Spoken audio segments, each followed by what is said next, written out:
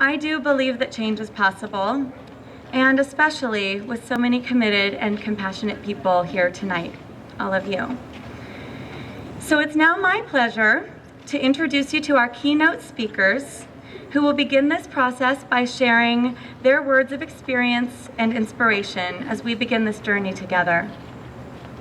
Our first keynote speaker is named Mike Knox.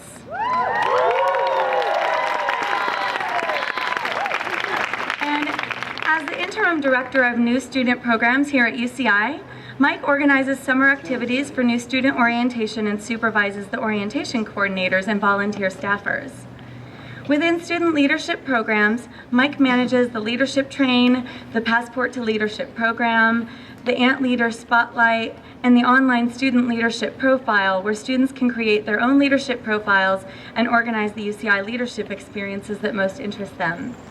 Since his days as a UCI student, Mike has found a home away from home at UCI's Cross-Cultural Center, and he maintains his connection to the center by teaching a class on white identity and racial justice. He also serves as a mentor in CARE's Challenging All Men to Prevent Sexism, or CHAMPS, group. In 2006, Mike earned his master's degree in higher education and organizational change from UCLA, where he held a research assistantship focused on diversity and higher education and pathways to college for underrepresented students. He earned his bachelor's degree from UCI in psychology and social behavior in 2003.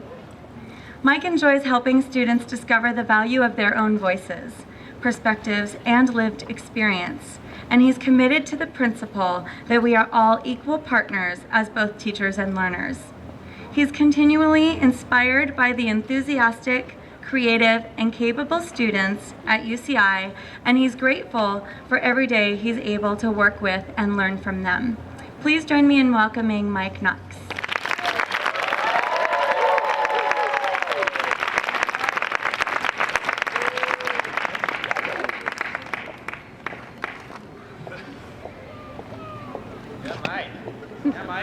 Hi.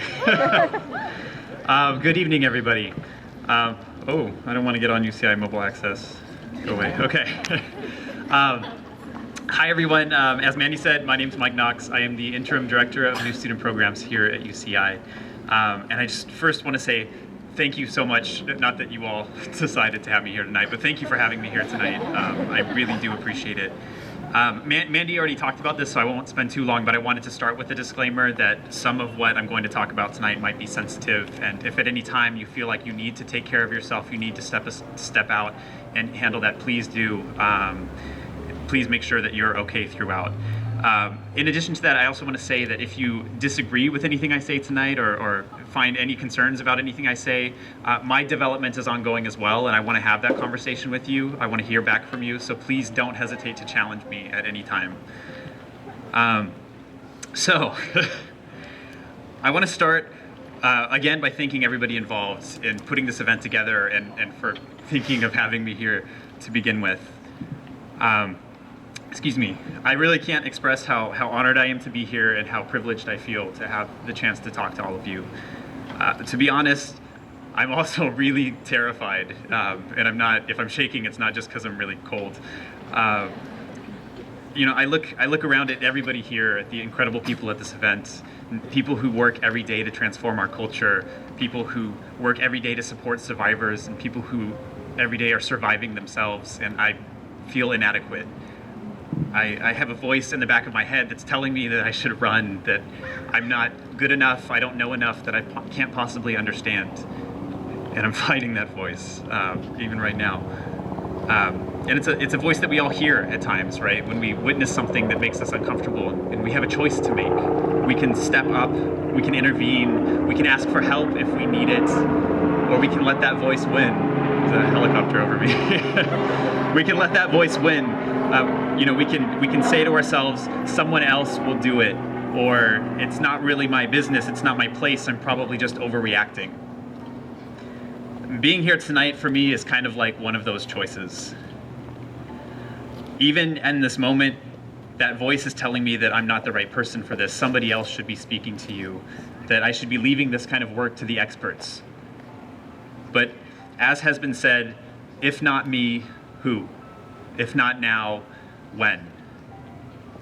If we wait until we're ready, until we feel like we're the people who are right for the job, we might just wait forever. I get to work with the orientation programs here, and every year we report the same statistics to the incoming students. We tell them 1 in 4 women will be sexually assaulted during their time at UCI.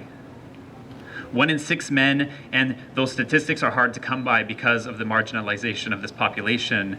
Upwards of 50% of individuals who identify as transgender, genderqueer, or gender nonconforming will be assaulted in their lifetimes. The statistics themselves are alarming, excuse me, but what strikes me most year after year is that they don't change. I look out at the crowds during orientation at this moment of excitement and nervousness and potential, and I'm overjoyed at what they're about to experience, but I know in the back of my head that during their time here, many of these students are going to be harmed.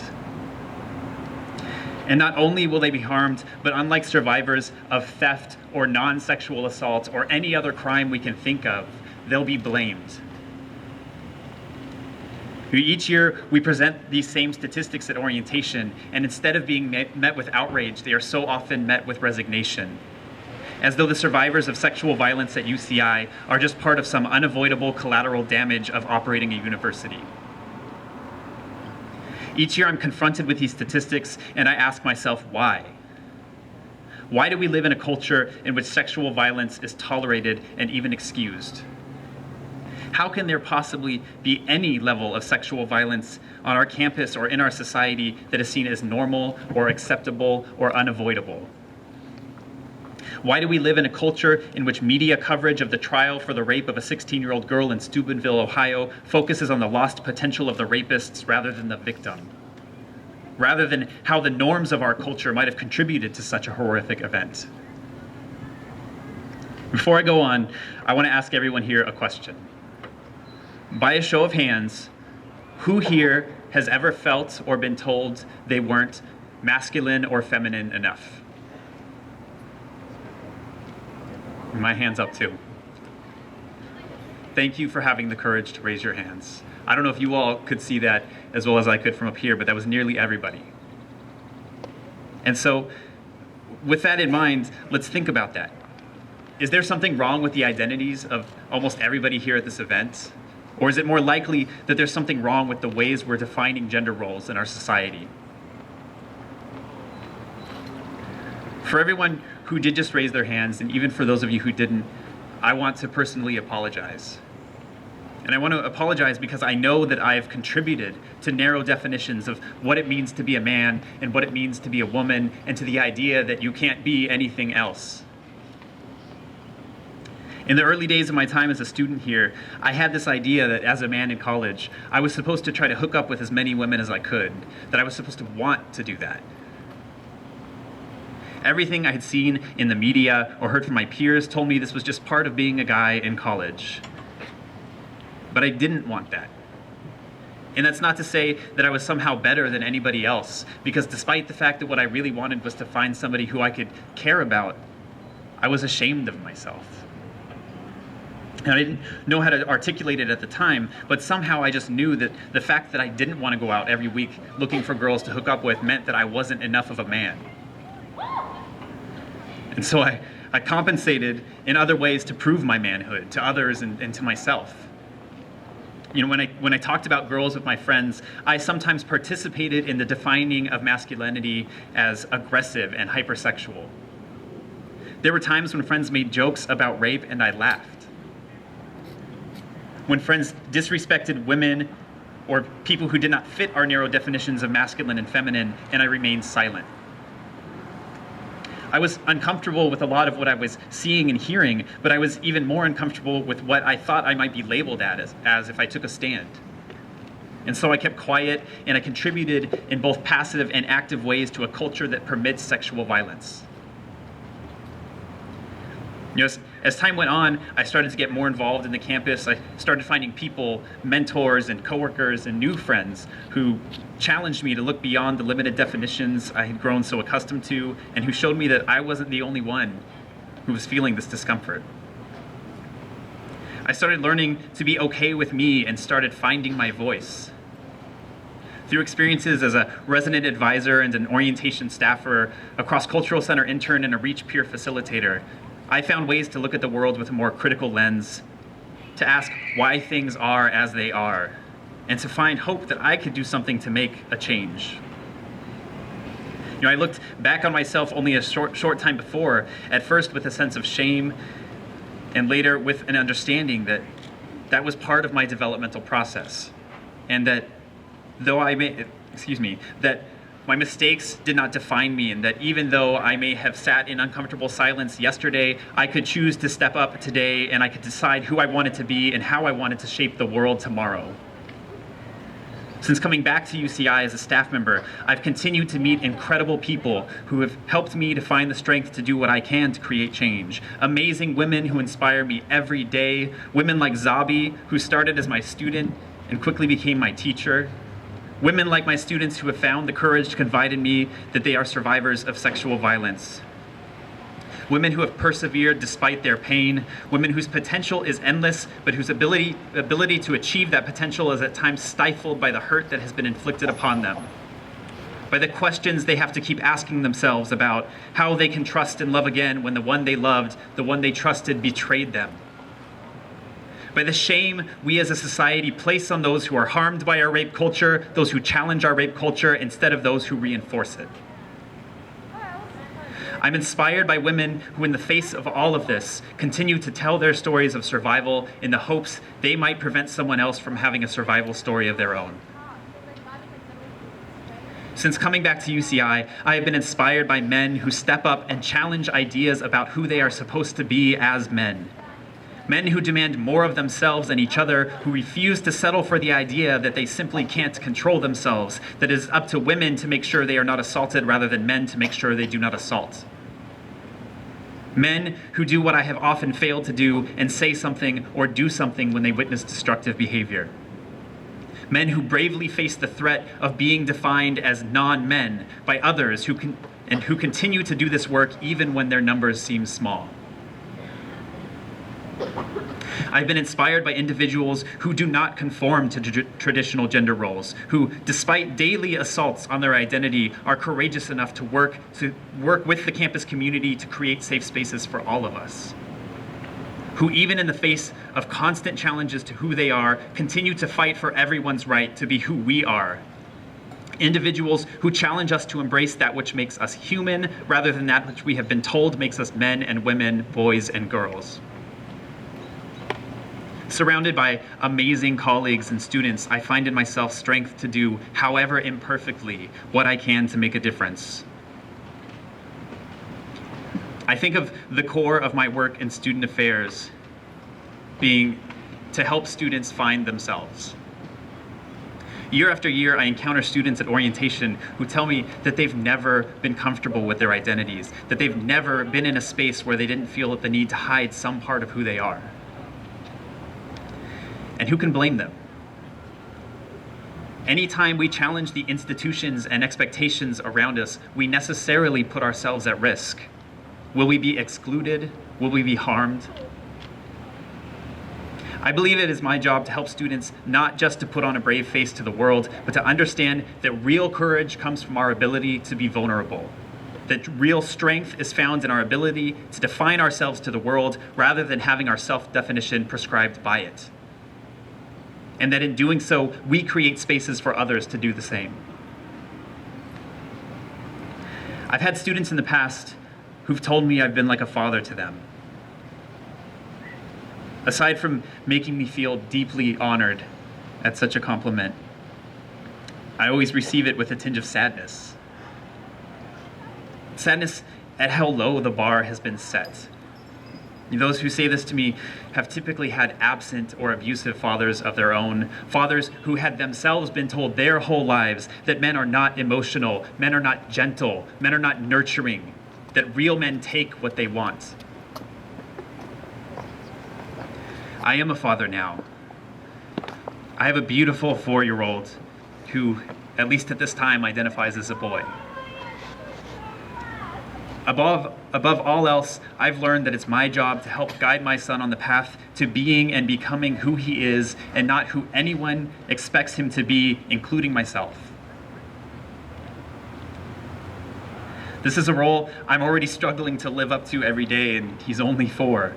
And I'm looking to the future when this amazing, incredible kid is going to be going to school and learning from peers and teachers and media and countless other sources what it means to be a boy and what it means to become a man, and I'm afraid for him. This innocent little boy will be told in subtle and not so subtle ways that he isn't enough, that his kindness makes him weak, his gentleness makes him effeminate, that he must love sports and cars and violence and sex with as many girls as possible, whether he's attracted to girls or not. He'll be told that to be a real man, he must control the world around him and contain his emotions within him. And my heart aches with the knowledge that he will feel the pain of not fitting in, and even more so, that faced with that pain, he might choose to conform. That this sweet and wonderful boy will not be immune to the messages in our culture that obscure what consent really is, and from the pressure that tells him he should be racking up sexual conquests like points on a scoreboard. So really, more than anything else, today I'm here to ask you for your help. I don't want the world as it is for my son.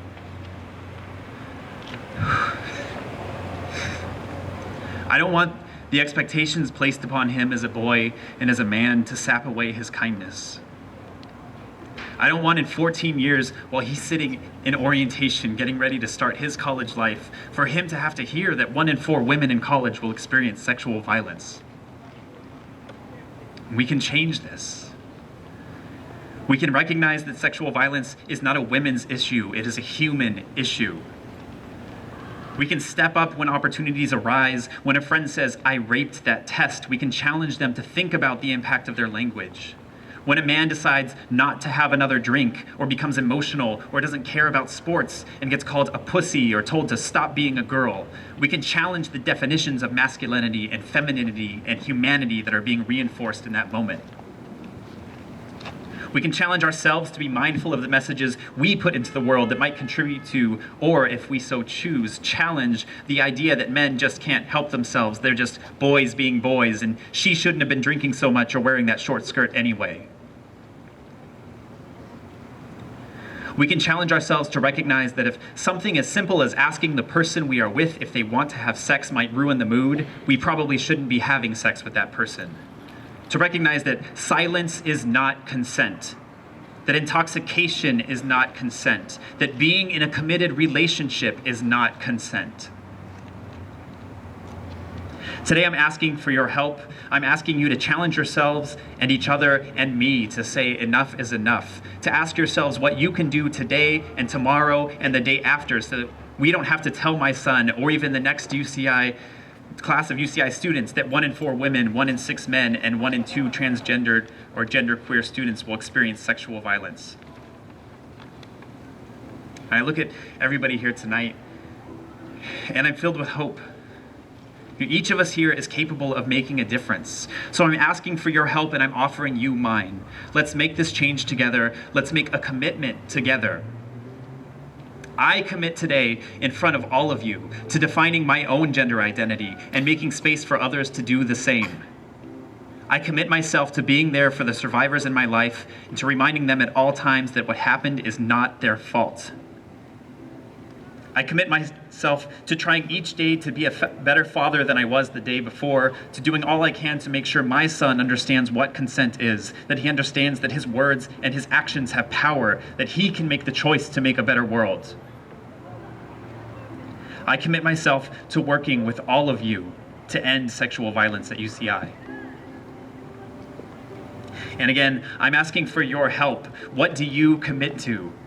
How can you make this campus and this world a safer place for everyone? It'll be scary and it'll be uncomfortable, but if not you, who? If not now, when? So now, in this moment, I want to challenge each of you to make or to reaffirm your commitment. I I want to ask you to take a moment now, turn to the person next to you, and share with them what you as an individual are committing to do to make a difference. And while you do that, I just want to say thank you so much for having me here tonight. Have a wonderful night. Thank you.